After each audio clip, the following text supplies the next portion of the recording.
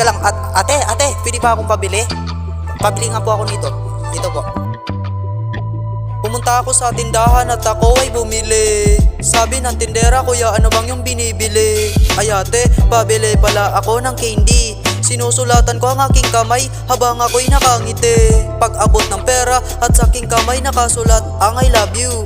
Hinabot sa akin ng tindera yung candy at sumulat siyang I love you too. Mahirap na kasi baka malaman kami ng kanyang nanay. Kaya sinabi ko, ate, pwede ka bang lumabas sa inyong bahay sa tabing kalsada? Doon ako nag-aantay. Ako'y nakaupo habang hinahawakan ko ang aking kamay.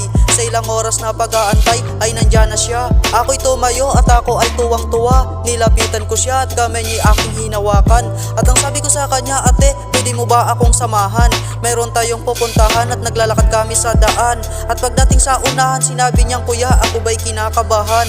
Tumayo ako sa kanyang harapan habang pinapakinggan ang tibok ng kanyang dibdib. Pagkasama mo si Jojo ay mali ako sa pangangin. Sa'yo ko lang makikita ang tadhana. Ambisyo ay talagang mawawala.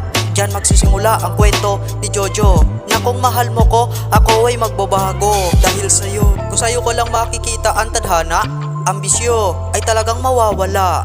Diyan magsisimula ang kwento ni Jojo na kung mahal mo ko, ako ay magbabago dahil sa'yo. Naglalakad kami at magkahawa kami ng kamay. Nang makita kami ng kanyang nanay, binitawan ko ang kanyang kamay. Ako'y tumalikod sa likod ng babae.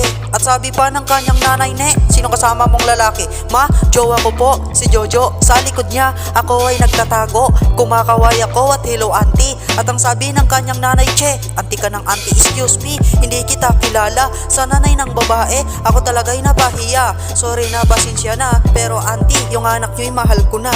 Aray ko, bakit ka ba nangahapak ng paa?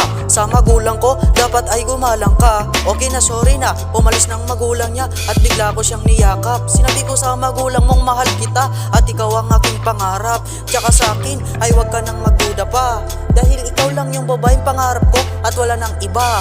Hawakan mo ang aking kamay at samahan mo akong mamasyal, at para makita ng mga tao kung gano'n talaga kita kamahal. Kung sa'yo ko lang makikita ang tadhana, ambisyo ay talagang mawawala. Diyan magsisimula ang kwento ni Jojo na kung mahal mo ko, ako ay magbabago dahil sa'yo. Kung sa'yo ko lang makikita ang tadhana, ambisyo ay talagang mawawala. Diyan magsisimula ang kwento ni Jojo na kung mahal mo ko, ako ay magbabago dahil sa'yo.